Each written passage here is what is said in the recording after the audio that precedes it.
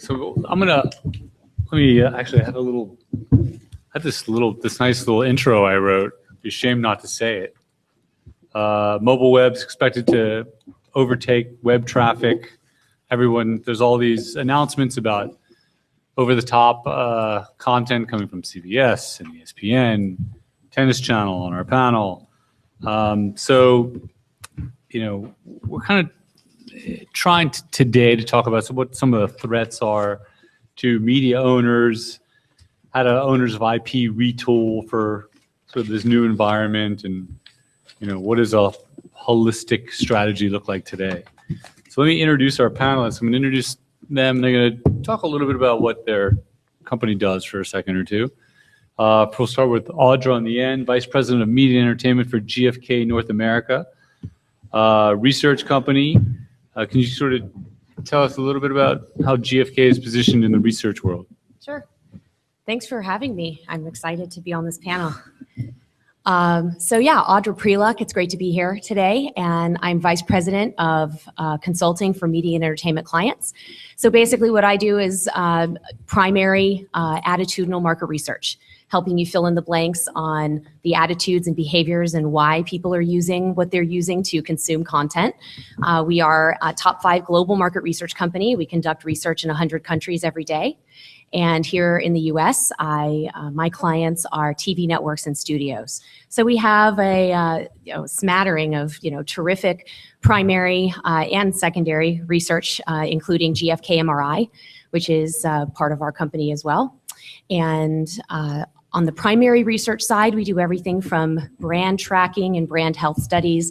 And again, this is not just media and entertainment, but across all industries: automotive, healthcare, consumer products, technology, et cetera.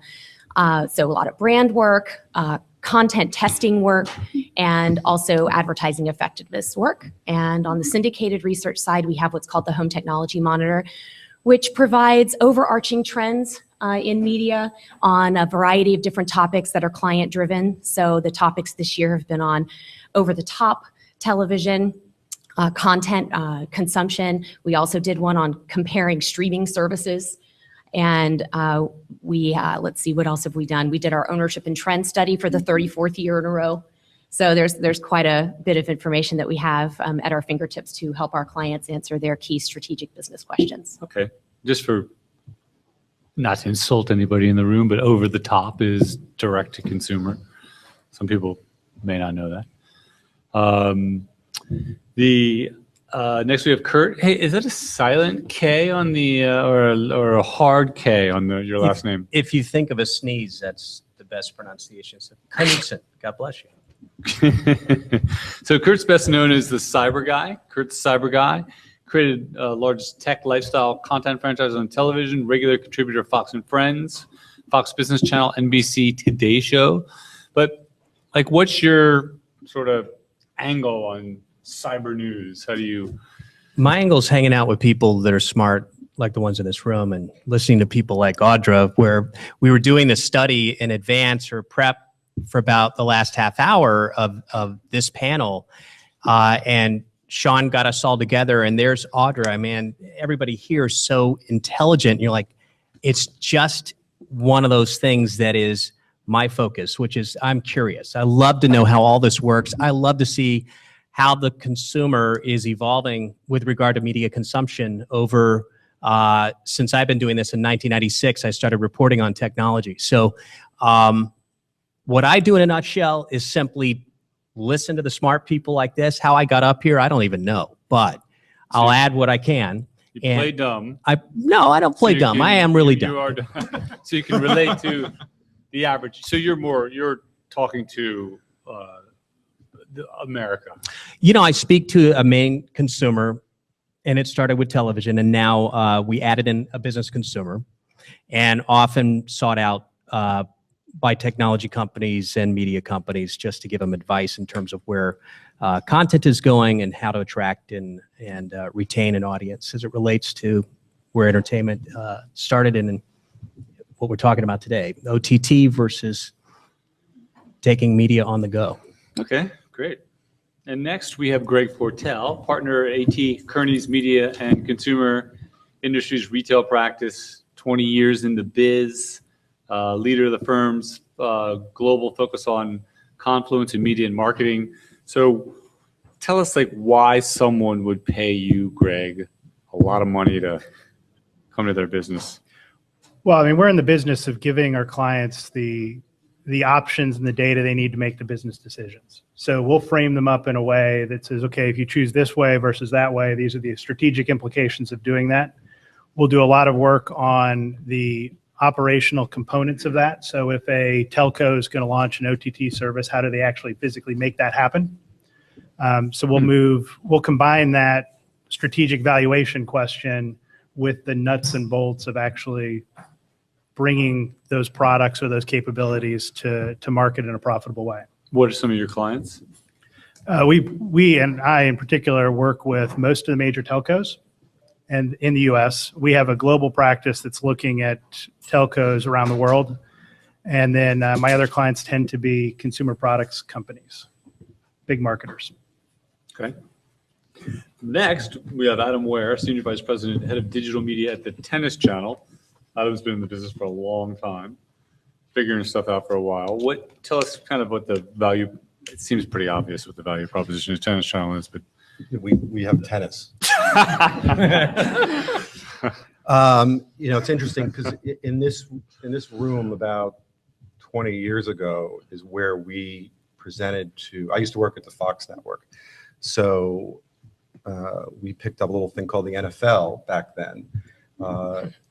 And it was a tipping point in the business. And this room is where we actually met with the affiliates and told them that we had the NFL and here's what we're going to do with it. And we're going to have John Madden come over and Pat Summerall and do the play-by-play and stuff like that. And it was kind of revolutionary.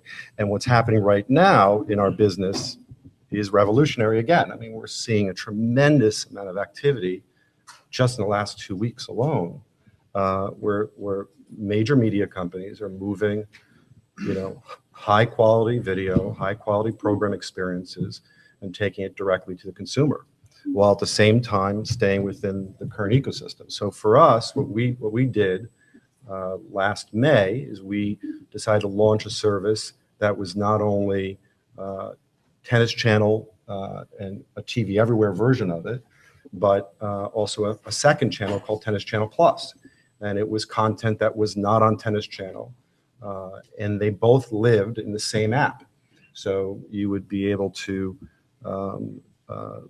authenticate the TV Everywhere feed and then just click over and subscribe to Tennis Channel Plus. And between the two, you would literally have access to tons of live tennis. Over, I think, just on Tennis Channel Plus, it was 350 plus live matches a year. And it was a first, and it was great, and we were very happy, and it works in a lot of ways. I think the best example of it working is we have a great partner in New Lion who's powering the whole experience for us, and they have a client also called Big Ten Networks, and Big Ten Networks just announced they're doing something called Big Ten Plus, I think, which sounds a lot like what we did with Tennis Channel Plus, and so the more the merrier, and it's been going quite well. So. Okay, we'll get a little more into that. Yeah. Next, we have Jeff Schultz, CBS, CBS Interactive, leads business strategy development for brands like TV Guide, Last.fm, Metro Lyrics. Can you explain a little bit more about this division you're working with? It sounds like you're very much about discovery. That's right. Yeah, no, that is right. So so CBS Interactive is the online arm of CBS Corp, and comprises both the CBS branded and non-CBS branded businesses in the U.S. And so CBS branded is entertainment, sports, and news at CBS.com, CBS News, CBS Sports Online. And that's not my half of the business. I expect we're going to spend some time talking about that half of the business, and I'm happy to. But I tend to focus on content as a third party, not content as a first party. CBS is in the content production and distribution business. I manage business development, strategic deals for a group of businesses called the Media Group, which is TV, movies, music, games, and food. TV.com, TV Guide, Metacritic, Metro Lyrics, Last.fm, and Chow, our food property. Collectively, over 100 million uniques. But with the exception of Chow, all the other properties are essentially about music, about TV, about games, about movies and more. And so And so we wind up focusing very much on discovery and engagement, helping people find what to watch, helping people discover the best content. Whereas CBS, of course, is in the first-party entertainment business, in the business of assembling audiences and entertaining with shows. Cool. Next and last, certainly not least. Yes, exactly. We have Jason Rovo. So Jason is Vice President of Content and Development for Aura TV. He's a 3-time Emmy-nominated producer. Never a winner. And so Aura TV Network has Larry King now, Off the Grid with Jesse Ventura, William Shatner's Brown Bag wine tasting. I see a pattern developing here. To explain, why the consumer needs Aura TV and when Larry King's audience went online, or when do you expect them to come online? Well, they are online. That's what's so exciting about Aura is, we took someone like Larry who, admittedly is an older gentleman who, had a traditionally older audience, 25 years of Larry King Live on CNN, which was, appointment viewing for a lot of people. And, what's interesting about Larry is he is an innovator in a lot of ways because he went from, the first national call-in radio show to the first international live talk show on TV, and now he's sort of taking the show online. So what we're finding is that there's an audience for him that's much younger who may not have seen or experienced or consumed the interviews that he was doing on cable, and we're able to target them in a different way. What's the angle of Larry? Like, is it just very similar to what he was doing on CNN, or is there? It's very similar. It's a 30-minute show versus a 60-minute show. It's not live. We still talk to newsmakers and celebrities and talk about issues, but it gives him an opportunity to be more personal, to be a little bit more low-key than he was on CNN. And like I said, we would at CNN we would sort of program the show for the broadest possible audience, trying to get as many people interested in a topic or a person as possible. But now, we're programming some of the guests on the show, who he normally wouldn't have talked to. He's sort of had a lot of rappers on and done a lot of great interviews with people he, wouldn't have talked to in the past. And that's part of the way that we're getting this audience is through these new guests that hasn't really talked to. There's no plans for cable distribution or syndication of this content, syndication in traditional media? Well, there is, and we are, yeah. We're Aura.tv is our destination, but we're also seen on some of these, over-the-top apps, and we're on Hulu and Roku. No, I'm talking about like syndicated TV or cable TV. Oh yeah, well no, that's part of our multi-platform approach. Is we have sort of licensing distribution agreements with TV networks around the world. So the show was created, the program was created for an online audience, a digital audience, but we're finding that there's still some life left in TV for his show. Is there a tagline for Aura TV? There is. Big personality. Big personality. Okay, that makes sense based on Jesse Ventura and he has a big personality. Yeah. So I'm going to sort of bring up the topic I talked about in the beginning. ESPN announced plans to start online subscription service centered on the NBA, CBS and HBO last week. We have Tennis Channel. A couple of questions, but like, what? I think I know the answer, but why is this taking so long? Why is it taking so long to do this? They've had so much content for so long. What's been the issue? And why will this work? What are the ripple effects? So maybe Jason or Kurt, either one of you can kind of have it, and anybody else after that. Jason's probably more skilled than I am at answering that, but I can speak to the consumer and some other research. But well, Jason, why? No, I mean, sorry, not Jason. Adam. Really, Adam. Why? Why is it taking so long? What are the difficulties in getting this done? A few things. I think first is technology, right? I don't think the technology was at a place where you can deliver a reliable signal, programming experience that was of similar quality as you found on a big HD set. I think the devices themselves have gotten better. The screens have gotten bigger and so on. And so finally, technology has allowed it, and I think the cost of entry as well on a tech basis made it difficult for people to get into the streaming business and get into the app business. So I think that's helped for sure. It's created the conditions for people to enter.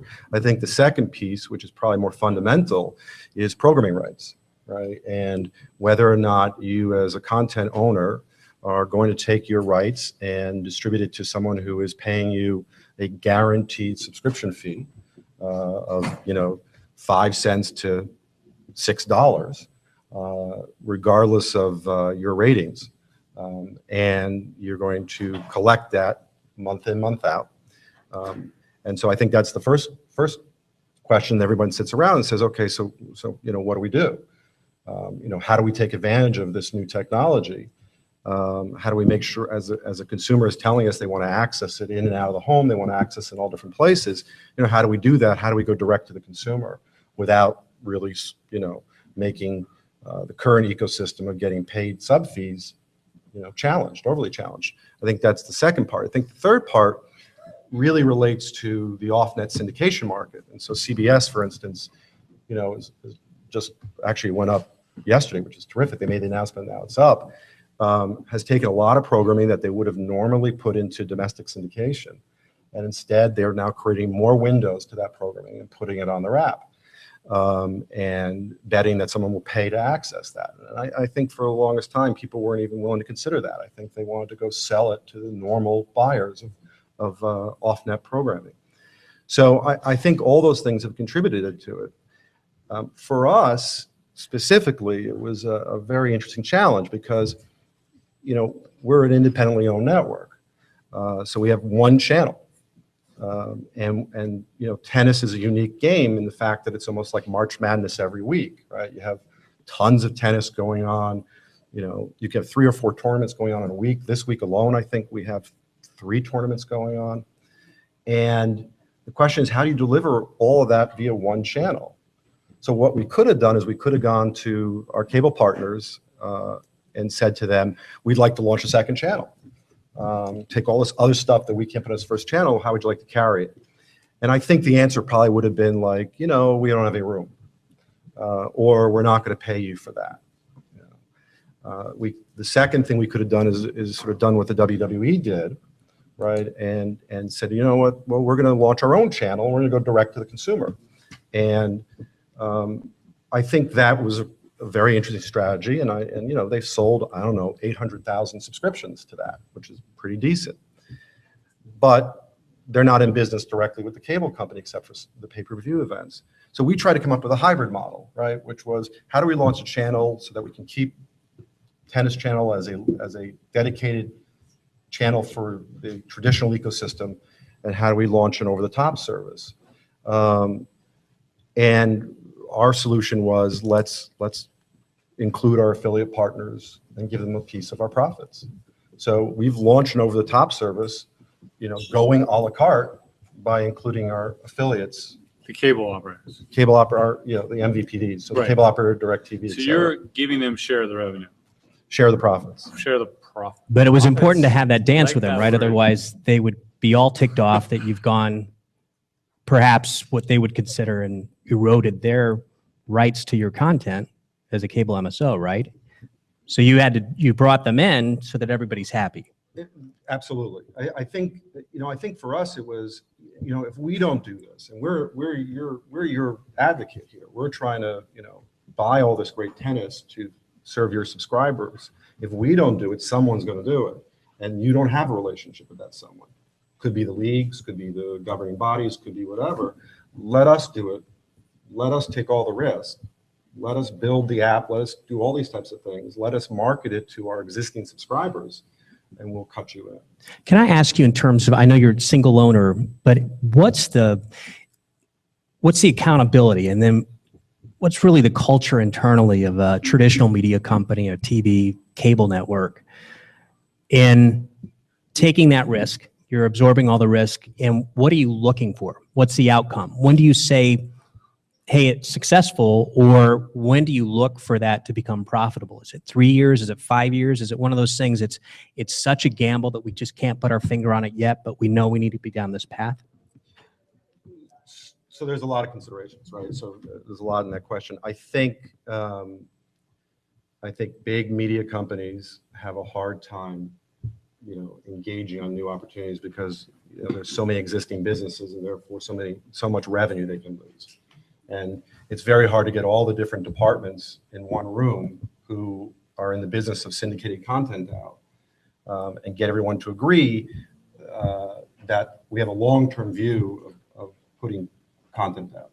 So I think media companies have a hard time doing these. Big media companies have a hard time just entering the space quickly. However, when they decide to enter the space, they do it in a major way and do it with real quality.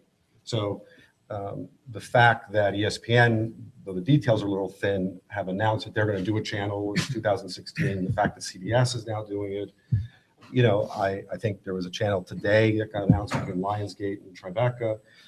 I imagine there'll be more announced this week and next week and so on, as everyone starts to realize there is a path that allows us to serve the consumer either through their traditional operators or go direct with them. So I think that's now happened. In terms of hitting profitability or what the model for that is, I think everyone has a slightly different threshold of pain for that, right? So for an independent company, we know that we need to hit break even probably far more quickly than a big media company does. So for us, if we can hit break even after 3 years, I think we're doing pretty good. Feels like we're on track to do that, maybe even sooner. Is it hard internally to keep that goal similar, to keep everybody bought in to say, let's say you're picking 3 years as your return? Is it a constant political battle to remind people, hey, this doesn't happen overnight, or? Oh, sure. I think anytime you have departments that all want to do something that's very important to them. You want to make more programming, you want to buy more outdoor, you want to get better furniture, all those types of things that all require cash. And I think there is a constant reinforcement as to why this is important for the business value as a whole. And then it looks great when, someone like ESPN or CBS and so on announces as well, because you're like, great, we're on the right path. I think the biggest question we had was, internally and externally, was anybody willing to pay to watch this stuff that we didn't put on Tennis Channel?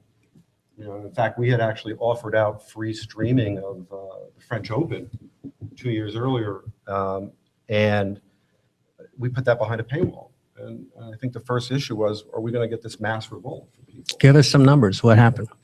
Well, a lot of people downloaded the app. A lot of people subscribed to it during the French Open. I would, without getting into specific numbers, I would say that we are probably further ahead in our business plan than we anticipated. In terms of similar kind of services out there, we've already passed others that are in the business of doing sort of direct sports on an over-the-top basis. From a usage point of view, which to me is the most revealing, we have about 20 to 25% of our subscribers come to our app on a daily basis. So, that's a pretty decent share. That's a great number. Yeah. And they're coming, and they're there for quite a bit of time. So if they're on a phone, they're there for about 10 minutes. If they're on a tablet, it's probably about 18 minutes. If on our desktop, it's a bit longer. We're also seeing through our affiliate partners that people are showing up on their apps. We were talking earlier about some of the experiences we've all had with apps. We saw during the US Open, for instance, on the Verizon app, that people were watching our morning show for a half hour on a mobile device or a tablet. So obviously during their commute, Verizon's TV Everywhere footprint is, New York and places like that. So it fits a commuting audience.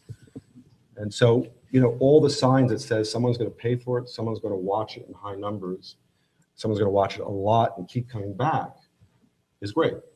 It's all pointing in the right direction. Yeah, I got some. Let me take control of this conversation for a second. We have a journalist on the panel. I have a billion questions also for Adam. But as far as like, even how do you prioritize what goes on? What goes on cable and what goes on VOD? I mean, it seems like you could increase subscriptions by kind of shifting over some of the higher profile content, but I'm not going to ask that question yet. You guys over here, like, how are you guys prioritizing, Jeff and Jason, how are you guys prioritizing platforms? What are the most important platforms you're working with? Do you see a shift? Are you, where are you focusing on for the near-term future? Well, so CBS Interactive, the CBS branded side of CBS Interactive, maybe an unofficial mission statement of that portion of the company. It's called ESN. Everything has an acronym. ESN stands for Entertainment, Sports, and News. And so ESN is in the business of bringing CBS content where people want to consume it, right? And so there's a core business model, which is cable, and which is retrans, which is a wholesale fee for the CBS content combined with advertising, and things that support that, business models that support that underlying business model. Our philosophy is to bring content wherever people are using it, right? And so that's nuts and bolts, meat and potatoes, technical issues. I think Adam kind of referred to it before. The tracks for what's happening right now were laid in technology. All the stuff had to work seamlessly and well in order for people to use it reliably and begin to pay for it. But then rolling it out is a function of business model. And then, so that's the sort of second point, which is even though our mission statement might be to take this content, to bring it to consumers wherever they want to consume it, it has to be a smart strategic move for CBS as a whole, right? And so then our attitude toward platforms is revenue optimization, right? Is taking our content, both that we produce on a daily basis, that people watch feverishly week in, week out, as well as a massive catalog of content that continues to sit on the shelf, and finding new ways to make money from it. And so, and none of these things are mutually exclusive. Like that's something that might have been missed in the sort of heated, coverage of CBS All Access in the last few days, is that this is all additive. This is all additive. Only upside for our business. We still do massive licensing deals with Netflix, with Hulu internationally, with Amazon, right? We're still making money on CBS.com. CBS.com and CBS Audience Network, those two combined platforms, that's people watching CBS shows online. It's bigger than Hulu. CBS alone is bigger than Hulu. How crazy is that? Right? And so what we're doing is creating business models that support a multi-platform strategy too. And then it winds up being about how good is your content and how strong is your execution. Well, you have, everyone's producing a lot more content for more platforms, or repurposing that content for different platforms. You have television dollars and mobile pennies. How do you kind of justify distribution? Is it just a long-term strategy, hoping that the money will flow there? No, it's just the opposite for CBS in particular. One of the reasons why we were able to do CBS All Access, another thing that in the heated coverage I was surprised that no one noticed, we sat out of Hulu, right? We made a very conscious decision not to participate in Hulu, and now we're the only broadcast network without a channel sales conflict, right? We're the only ones that has the flexibility to bring our own content to market. And so the reason why I use that illustration is that we're very careful to make sure that we're not turning dollars into pennies or dimes. And so we sell a high value advertising product and include a reasonable ad load online to get as close to replicating the kind of dollars we see on television. And then the availability of content either supports the existing models, form of retrans, a form of wholesale content distribution, or creates new revenue opportunities. And that's what CBS All Access was about, is saying that we make a lot of money and we will make more over time selling a wholesale content product to Comcast and DirecTV who rolls it up into a bundle. But for those that don't want to buy our content on a wholesale basis, it's $6 retail. Right, and either model will support our underlying business goals. To add to, I think one of the coolest things that the CBS All Access platform does is you can access local TV stations, right? And not just a show here or a show there.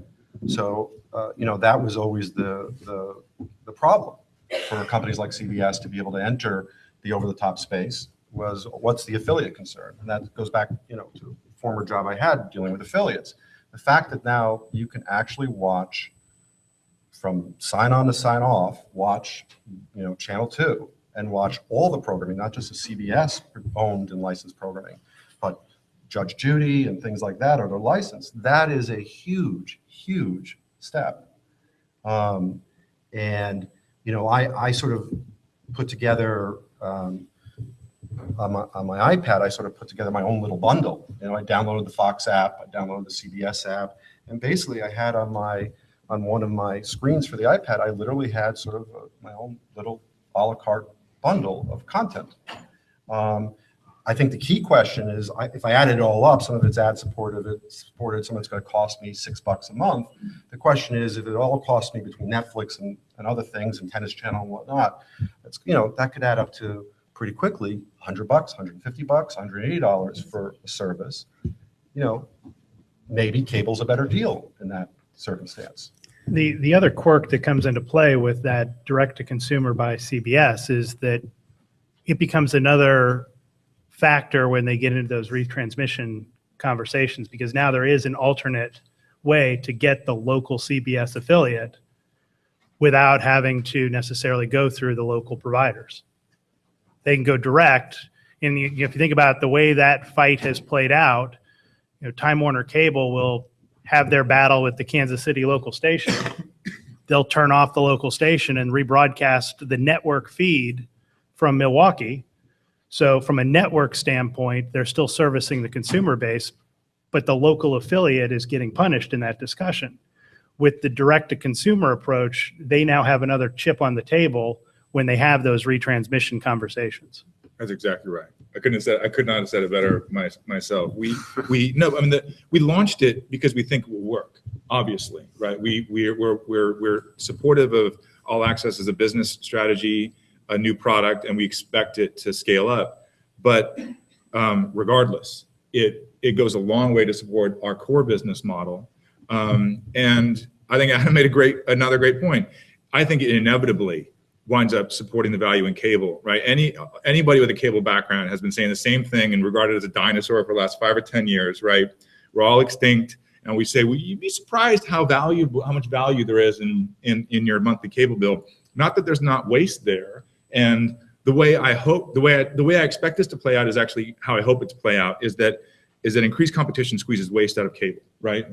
That lazy TV everywhere implementation speed up because people start to consider it a must-have, right? To be able to access all their content on all their platforms. And if it's a must-have, that's going to speed up a lot of the rights negotiations, a lot of technical innovation. But then also that, ESPN Ocho, right? Maybe we don't need it, right? And there was a lot of leverage that was confined in a negotiation between a content owner that had must-have content and the distributor that had to carry it. And waste wound up getting pushed to consumers as a result. And my hope is that instead of killing cable, or God forbid, unbundling cable, because then content's going to get really expensive, that it thins it out, right? It thins it out, and we wind up having even more value in a monthly cable bill than we've ever had historically. And that's very consistent with every other consumer product out there. I mean, if you think about how Bud Light grew as a beer brand, it was because Budweiser said, if you want to have Bud, you got to carry Bud Light. So if that argument plays out for consumer or CPGs in the consumer packaged world very consistently, and it makes sense that it'll, the media element of that will model that transition very cleanly. And you guys don't think that customers at this point want unbundling? They want it a la carte? They think they do.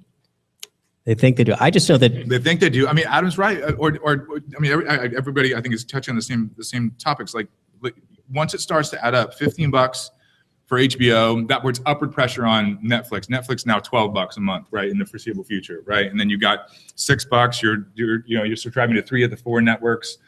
Tennis Channel, right, at some unforeseen point in the future, right? There's another $5, and more $10, More. $25, $9.99. $99.99. Anyway, so point being, it quickly adds up into a less attractive proposition. Do you think a la carte is the future then, like just per show fee as opposed to? Well, no, it would have this. It would serve to have the same effect. I mean, ESPN on an a la carte basis is probably like $30, Right. something like that. Let me ask everybody over the top. We're talking about cord cutters. How many people here know somebody or a family member, friend, who's disconnected their pay TV service? But they all have high-speed internet. Well, leave Which the is coming hands from up. those Wait, same no. companies. Right. So, of the people who know they've disconnected their pay TV service, leave your hand up if you know that they have also turned off their high-speed internet from cable or a telco. Right. That's Right. why cable companies and telcos are not worried about the concept that 10 million consumers today are in that scenario where they've disconnected the bundle from TV, and they're still paying, though, for their high-speed internet at home. So they're going to get you no matter what. They feel confident that there's still money to be made by the mere fact that I think there was one hand left up is a consumer who's disconnecting all of it. I'm surprised to see what my friends are doing. And I'm trying to gauge how does it relate to the conversation here. And I think there's a lot of validity to the fact that the people I know who've disconnected, they did it either based on value and cost. Yeah. And those who didn't do it, I think will come back around. They miss it. They miss the social connection that occurs about talking about programming that they're not getting.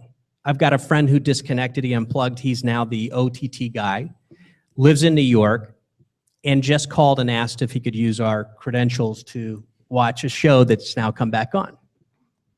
Do you think that the cable operators, to that effect, will offer knowing that people are disconnecting from their subscription service, will offer a enhanced digital video experience with the internet connection subscription, or even like the Netflix deal they did, where Netflix paid, or the distributors of the content will start paying the cable They're operators? rethinking their pricing. I mean, they're Right. rethinking their tiers. So they're trying to have packages that have alternate price points, so that it can appeal to the broadest range of consumers.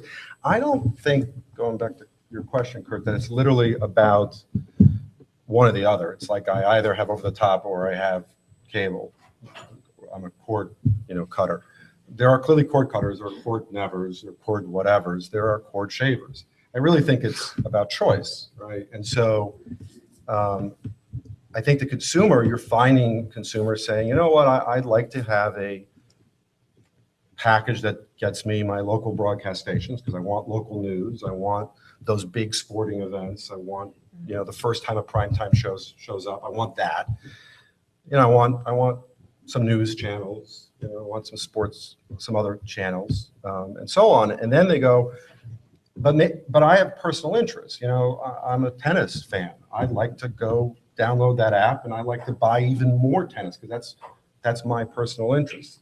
So I think you're starting to see those kind of combinations. I think the guys that are probably in the most challenged are the general entertainment cable networks that have relied for a long time on buying off-net programming, which is why you see someone like TNT spend so much money on renewing the NBA, because they're not going to be able to continue to get sub-fee increases if all they're doing is running repeats of stuff that came off of broadcast. So they've got to generate original.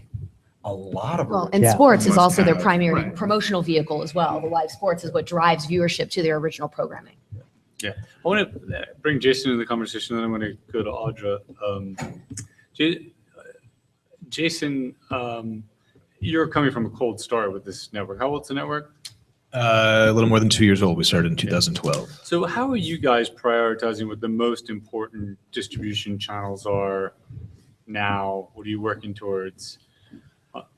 Well, for us, I think it's a couple of things. I think it's an interesting and exciting time with all the changes in the industry that allow a company like ours or a TV to be, competing with more established brands like a CBS or Tennis Channel or people who have been in the game much longer and being able to bring our content directly to the consumers. Our website, Aura.tv, is our destination for the most part, but we, obviously want the most eyeballs we can get, the most screens we can get, whether that be, tablet, online, or through TV, through our. Is it all ad supported? It's ad supported. We have we make money from advertisements, partnerships, sponsorships, but also, like I mentioned earlier, the more traditional distribution and licensing of our content on TV, on linear TV. Okay, so is most of your traffic coming from the web, digital web? Yeah, that's always our goal, and that's sort of where most of our content is consumed. And it's talking about that multi-screen experience. If the way people are watching these and consuming these products, these programs, it's sort of we want to reach them through the different ways that they connect. So everything we do is sort of, whether you're watching it on TV or through social media or sort of having an engaged audience talk about it, it's all being pushed back to our website. So you were creating content for ABC News, obviously, that's the top of the food chain, big budgets, and what's the difference in your experience creating content for the web and what you used to do for network TV? Is it you feel like you can be successful with such a limited tool set? Yeah, absolutely. I mean, look, content is content, whether you're watching it or producing it through a network or an individual sitting behind a web camera for YouTube. It's all about telling a story. So I think that doesn't change so much, but the way that we do it changes. I worked at ABC and CNN for a number of years, and we would shoot interviews and stories and travel the country with a cameraman and a sound guy, a lighting director, teams of people, and now it's sort of working with younger but very talented people who don't have that experience and baggage the way we used to do things earlier. So it's interesting because there's a creative difference. They're learning a lot, but they're also sort of coming up with different ways of doing it. So we're not held back by the way we used to do things. And the tool set has made it much more efficient too. Much more efficient. Similar result. Similar result, yeah. So Audra, and on the end, the research person, is kind of as Kurt was saying, she was kind of the person we were all like listening to, because she's got a lot of data around things we need to know about. She knows stuff. Yeah, she's done the research. It's like you're like, whoa, when she talks. We have actual. So this is not just based on opinion. So we were talking about how SVOD, subscription video, Netflix, Hulu, Amazon are changing the television industry. And can you elaborate kind of like some of your findings on what's happening in that space? One of the big issues is that if you put content on there, they don't share really any of the data with you. So you don't really know what's happening. And her company is sort of breaking down that wall a little bit.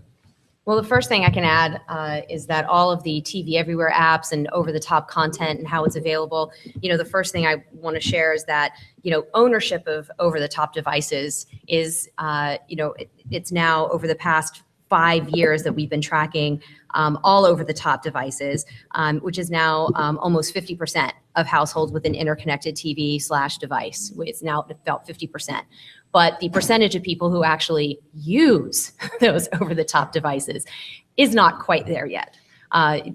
Consumers are still learning how to use their OTT devices. So, however, those percentages are starting to catch up with each other. So we're now within about 10% of the ownership and actual usage now, which is great. So all of these business models that we're hearing about, all these new channels and all these new ways that we can consume our favorite shows, our local news, et cetera, the research supports all of these new ventures. Absolutely. So that's the first thing I wanted to add to the conversation.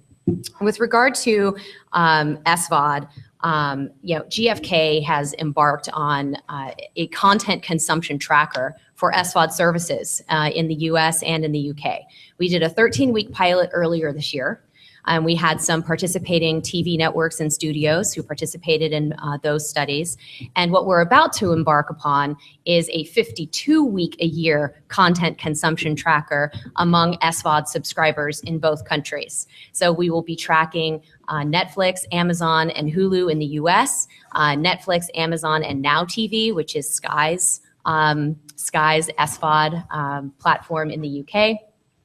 And really what we're looking at is we want to understand who's watching the content. So we know how many streams, right? Like there's but there's this black hole of like, well, who are these people and what do their households look like? And how many of these homes have kids? I don't think we know how many streams. I think most of my clients receive number of streams per title, but they don't get any more detailed information beyond that. So there's this void of info to understand the consumer's attitudes toward their content. Why are they going there? What are the reasons for their subscription? What's motivating them to go?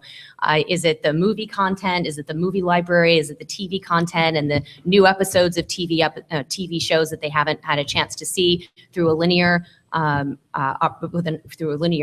channel? And ultimately providing our clients with show profiles. How many kids are in their home? What's their average income? The vast majority of SVOD subscribers, so a couple of things we have learned, the vast majority of SVOD subscribers are pay TV subs. So we see SVOD as additive. It's not cannibalizing television. TV is still king. The biggest screen still wins. But again, going back to that OTT device, right? If you know how to use your OTT device and it's connected to your 60-inch big screen TV, ultra high def, whatever it is, then odds are you're going to watch that SVOD content through that OTT device. And Netflix is by far the largest app that's used on an OTT device, that we know. And so what we hope to learn through our 52-week-a-year tracking is the seasonality of SVOD. We know that there are windowing issues, there are content exclusivity issues. Is there exclusivity for the content? Is there not? What's driving you there? I mean, there's so many questions we have yet to answer. But we've Do you have any titillating insights you can share with us? Any counterintuitive knowledge you've acquired? Earlier this year, there was a SVOD show that launched its second season in mid-February. And we had initially thought, or at least the buzz in the marketplace, was that there was going to be a huge uptick in SVOD usage that particular weekend. And as it turned out, there was just a tiny little uptick. And I think part of the reason is because we're not giving SVOD subscribers enough credit. They know that if the content is available day one, it's also available day 2 and 3 and 4 and 5 and so on. And the content's available right now. You can go watch it. So I think there's a lot that we are still learning about SVOD content and its importance and how it will impact linear traditional business models. Kurt, we were talking about this, the Generation Like, this Frontline documentary. How do you see this generation like changing the television landscape or the media consumption landscape? Well, I think you have most people who's the audience here and on the panel from the core of traditional television, and we're also in that age group that we know traditional TV to be what we think it is, long form. But you hop on an airplane ride, as we do a lot with our friend's son who's now 12. And the only reason he wants to fly on the airplane we're on is because they put on the high-speed satellite Wi-Fi so that across the Atlantic to his mom in London, while we sleep the night, all he's doing is going from one YouTube video to the next and has no desire. And by the way, it's the Americans' new in-flight entertainment system with hundreds of movies and hundreds of TV shows and books on tape and music and concerts and games. He wants to watch YouTube videos. And what we found out is that he's not alone. Short-form, snackable, niche-related content will be consumed again and again and again by the likes of this new generation.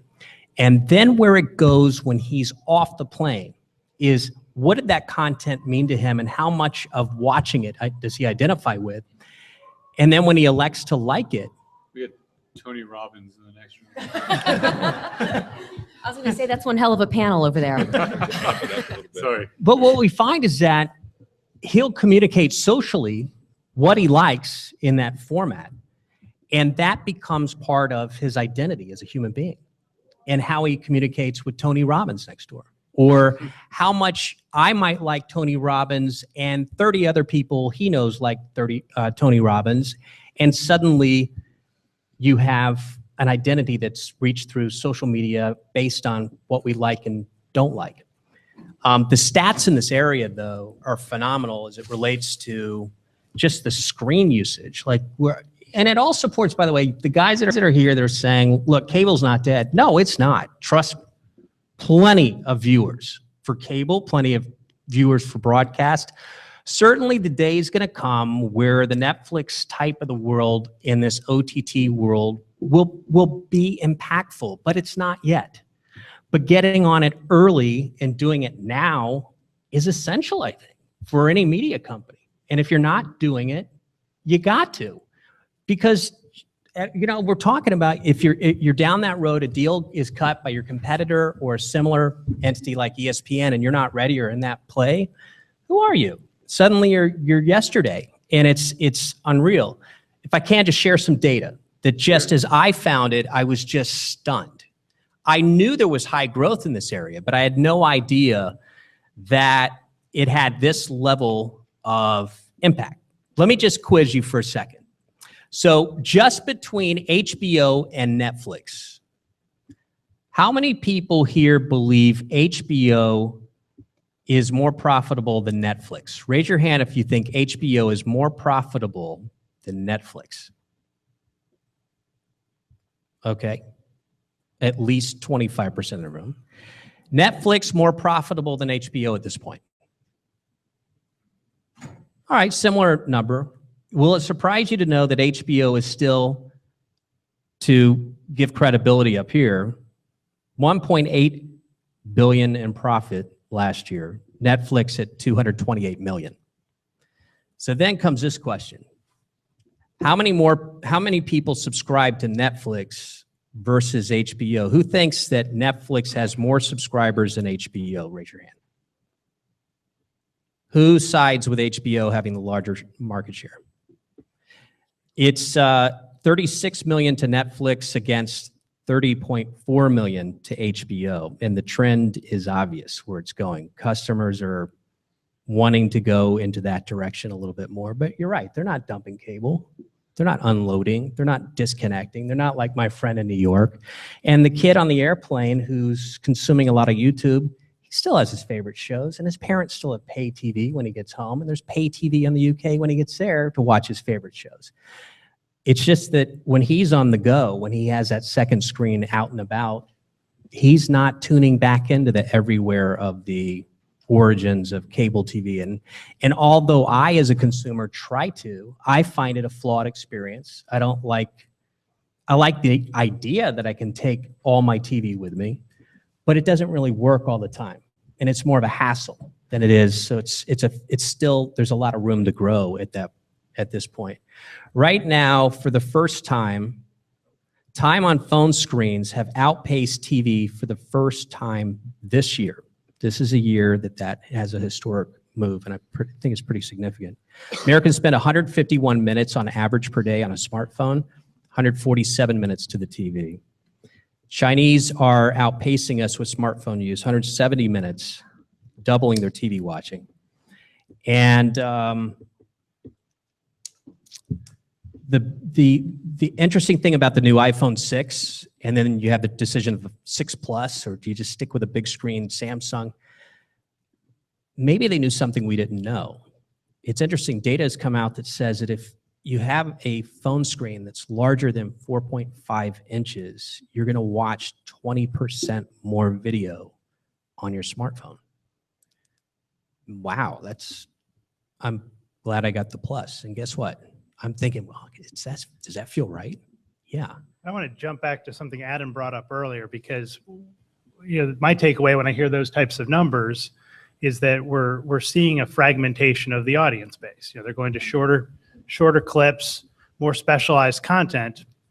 But if you look at the economics of most major media companies, they're still built on audience aggregation and being able to get the largest audience for the fewest number of programs produced.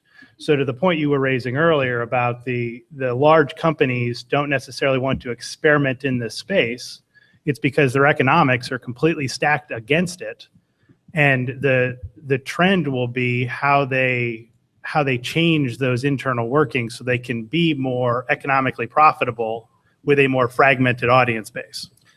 Your business is growing, Adam. So is CBS, right? Yeah, and I go back to this sort of snackable content part for a second. I think snackable content, short form content, clearly travels a lot better, a lot more quickly, whether it's on Facebook or Twitter or whatnot, right? And there's clearly that value to it. However, it travels and then disappears just as quickly. And the model that supports the creation of all that video, whether it be on YouTube or whatnot, is an ad-based model. Right. And I think if you ask people that were subscribing to YouTube or going on YouTube, would you like to pay for any of these channels? I think the usage would probably drop significantly. I know for my kids, it would completely drop because they have no way of actually paying for it. They would come to me and ask me to pay for it, and I'd say, why would we pay for this stuff? And I think to some degree, that's why you see companies like Vice, as an example, who is probably the model for understanding how to reach millennials, clearly come to a point in their lives where short form ad-supported video doesn't drive value anymore, where they had to bring in strategic investors. I think it'll still be interesting to hear what the rest of those investments entail, where they have to get a lot more money to make more content, higher quality content, and they have to get access to a linear channel, whether that's one of history's second channels or third channels or whatnot that could become the Vice channel. I think that's a very interesting model, which is, I don't think they're separate. I do think that short form, et cetera, ultimately does lead to a long form channel, a 24/7 channel, because the ad business and the subscription business, that's what it supports. And I don't know if that changes. What works for you in tennis for your company? What works in the snackable form? What are people watching? Well, it's interesting. So to that extent, I think we have two different kinds, and I think we're probably going to start doing more of it. But we do something called Bag Check, for instance, right, which is sort of a lifestyle piece where I think it's like 2 minutes long, and you go to an athlete and they'll show you what they bring with them. That's great. On the court, right? To the extent that we can get an advertiser to participate in that, it's great. It's going to be based on TV impressions that they're going to participate in it. That content will travel. Right? To the extent that we can push highlights out, that content travels as well, but the rights surrounded around highlights is very, very complicated. You can use it for news purposes, right? But very quickly thereafter, you have to take it down because it belongs to the league. So fair use falls away. Very quickly. Yeah. And so the tail, which is, all these businesses have this very, very long tail. Or want to have a long tail, right? It's to create content that can last for a long period of time, create a lot of value, because there's only so much venture money out there that's going to help you create all this content before you actually have to monetize it. So, hey, Sean, I want to talk to the 12-year-old in 15 years. You want to talk to them? I want to talk to the 12-year-old in 15 years. Point Right being, now? he never was a cable customer, right? Right. When he has more money and less time, I'd be very interested to check in on him regarding his content consumption. I'm thinking it will have changed. And I'm not saying that means that the status quo will remain. I think that there'll be healthy pressure put on the existing models as a result. But I don't think there's any chance that 27-year-old is now watching YouTube videos on his phone right, to entertain himself on a transatlantic flight. But what short form video does do, and you cannot underestimate the value of this, it allows you to have, it allows your fans, it allows your audiences to actually have conversations in real time around video, right? And I think that's what you're seeing on Twitter, and that's what you're seeing on Facebook, is that the sooner you can push out that short form video, the quicker you can have people talk about it, be part of it, engaged in it, share it to others, and then ultimately drive awareness up for something. Well, and I think that goes back to the point of that, 12-year-old 15 years from now is going to have a completely different definition of content and Right. quality content, because to them, it's not going to be the television show. It's going to be the conversation that comes with the television show, or the multiple pieces of data that come with the television show, Right. to create content that goes beyond just retransmitting a video signal in a different time length and a different format. And that's true today. That behavior Absolutely. already exists. So the conversation around shows like CBS, I mean, we have a bajillion social impressions a month. You look it up, a bajillion. It's true. I can verify that. Over under Bajillion. a Google. There are no, seriously, we have like 100 million social followers or more across, because of course, it's not about CBS brand, it's about our branded shows, and then the stars of those shows and those characters, and you add them all up, and there's an epic conversation that happens regarding all of these long form shows on a day-to-day basis. And this is before this has even fully evolved, right? So I do think in 15 years, the depth and nature of the social conversation will be totally different and far beyond anything we do today. But that doesn't disconnect it from long form programming. I think just the opposite, right? I think it brings it deeper into long form programming. Yeah, I was at Oculus Rift on Friday looking at their next generation stuff, and it's, it was in the middle of a video game, a future video scene, like in the middle of it, looking behind me, you couldn't escape it. It was really mind blowing. And then they're also adding gloves next, where you'll be able to see your hands, because that's actually a pretty significant piece that's missing. You're in this environment, but you can't really see your hands.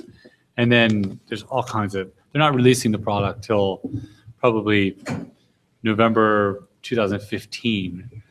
And they were saying that Facebook is really committed to R&D with them, and obviously not really focused early on revenue. They just want to create the most amazing product. It's really, when you talk about what a 12-year-old 10 years from now will be experiencing, it will be very different from what we're experiencing today. You can only imagine how the social element would feed into virtual reality. Your friends are in the room with you during that, even though they're across the country. They're in the virtual room with you while you're experiencing content. Hey, Greg, how do you see, from a management consulting perspective, how do you see organizations, and how are you advising organizations to change, to support these new ecosystems, who they hire, how they structure their organizations? Well, 5 years ago, what most companies would do is they would set up this little digital unit or little mobile unit or little experimental unit, and then essentially incubate it from the main company. It served a purpose because it allowed those organizations to try and fail and experiment with different models outside of the lens of the parent company. Now, the channel and the output has matured to a point that they can't do that anymore. So in many cases, large organizations have had to rebalance their entire corporate infrastructure to recognize the importance that's now being placed on digital/mobile/ non-traditional channels. So when that happens, there's obviously all sorts of turmoil in-house, just from the political standpoint. So the conversation we were having about all these different fiefdoms want to have their say. So all that needs to be cleaned up and prioritized in some sort of strategic context.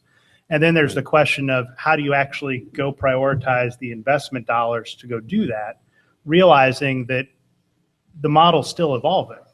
So you can't create technology that locks you into a particular setup or a particular process, because it's going to change in 90 days. And so we're counseling a lot of our clients to make sure they are thoughtful and forward thinking in how they reset those organizations and reset the priority of who's in charge of who. And then also maintain as much flexibility as they can on the process and executional side of things so that they can react when things happen. So the head of digital will soon be getting an office with a window. Correct.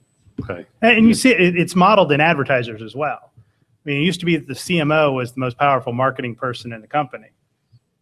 Now you can make an argument in some companies, the chief of digital is more influential in that organization. Yes. It's absolutely true. We're going to open up to some questions in a second. Does anybody have any questions out there? Just before I ask any. Think of some questions. All right, you said that sort of the power of networks is aggregation of more new audience and what you're seeing is fragmentation of that audience. Do you see any acceleration of that or monetization changes and changes in programmatic or going for digital advertiser reach very, very niche audiences in a very efficient way? Because the economics of the brand knowledge. Well, I mean, from my view, from the advertiser side, it definitely makes it simpler to buy because now you can achieve scale from those sides. If you're coming from a media company, I've had a couple come up to me and say, I can't sell an 8 million person audience because people don't want to buy 8 million people. They want to buy a particular subset, the right person in the right place at the right time. And that goes back to your point of you need to be able to scale that because Coca-Cola is not going to spend $1 billion on marketing one at a time.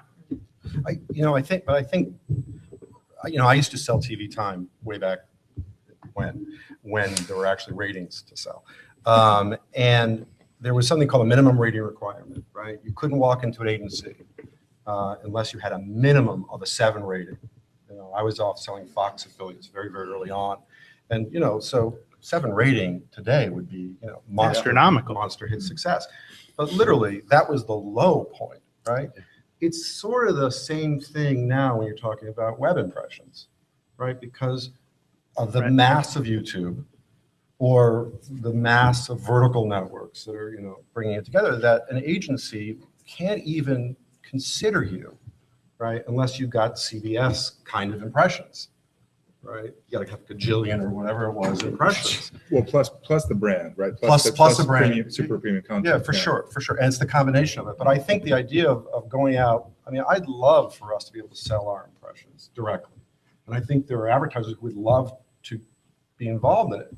But ultimately, and I think they'd pay CPMs far exceeding television CPMs because of how targeted it is.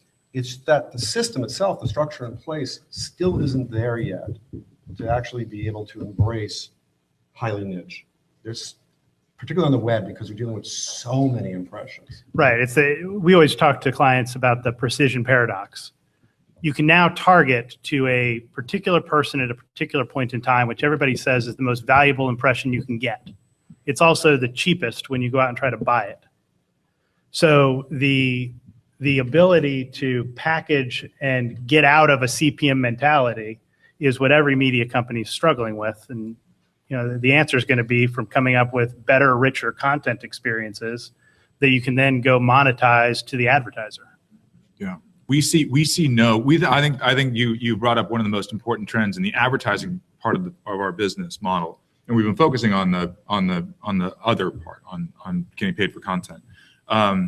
There's no middle. So audience alone isn't enough. It used to be there's like a distribution here, right? And now on one end you have audience, raw audience, and it better be massive, right? There's almost no differentiation, and that's a function of programmatic. And you don't want to live in the middle where you have a slightly, premium brand or slightly premium content because you wind up getting pushed back into the cost of sales is too high. Exactly.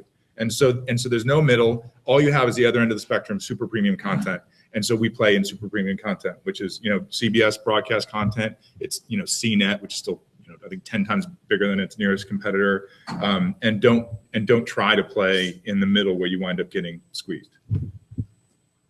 And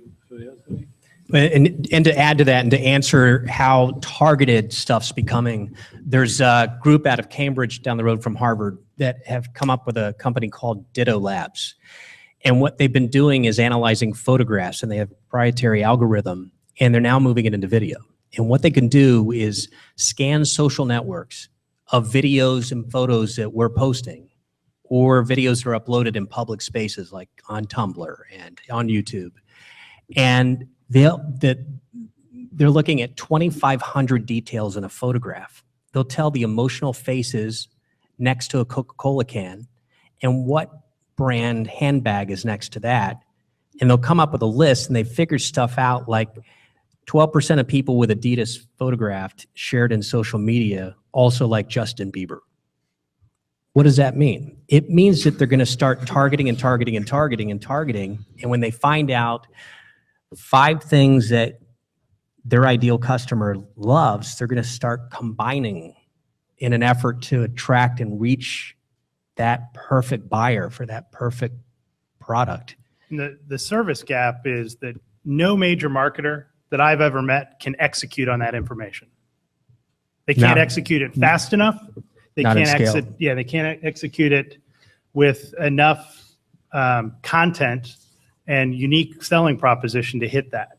So the service industry that I would expect to start growing is that executional element that bridges a large marketer, which is spending those billions of dollars, and allowing them to actually execute on that type of information. Part of it's going to be programmatic, but it goes beyond programmatic because we're now into a world that programmatic hasn't advanced to. Do you think that programmers will now have a new role to fall into that gap where, let's say I produce content, I see that gap, I see the data coming from this company, I see the advertiser's needs, and you go produce based on that? I think you're already seeing advertisers go into those marketer or media companies go into those advertising 360 type of deals. I think there's also a play for marketing services companies that are getting into that same space, and I think it's yet to be sorted out who will own that in the end. Right there? Live sports, that's going to be a big part of Adam's plan, Jeff.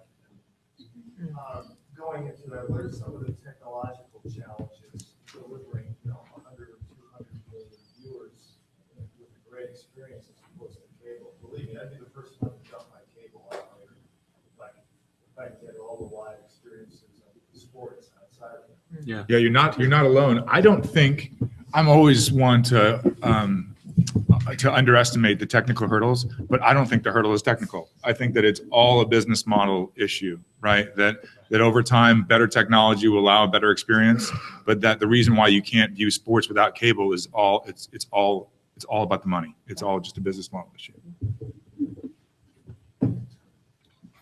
Does that make sense? Does that make sense? Yeah, I agree. I think it's changing, right? I mean, you could look at the Dodger Channel as a perfect example. Lakers. That I can't watch. That you can't watch. Or the Watch the Wimbledon final. I mean, there could be a couple hundred million people watching that. Yeah, are you going to like that? Sorry. And doing it over the top. You have in your own backyard, you have the capability to deliver that with powering your platform? Yeah. I mean, we delivered 100 or so matches from the French Open in the course of 8 days, so bringing in 4 or 5 courts at the same time, live, some of them at 2 o'clock, 3 o'clock in the morning, LA time. And I don't think we had very, very few tech issues related to it. So, and I think the cost of delivering that as well. I think the streaming costs have come way down as a provider. The ability to actually monitor these signals. I think the biggest challenge we have sometimes, fiber costs have come way, way down. Biggest challenge we have sometimes in tennis, just because there's so many tournaments that you sometimes don't know what satellite they're going to deliver the tournament to until like 10 days before.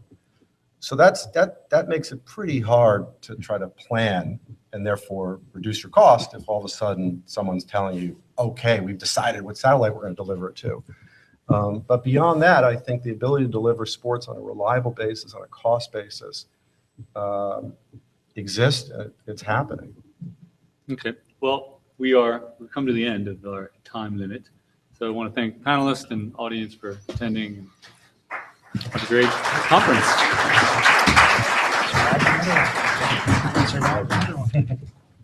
Thanks, buddy. For what that's worth.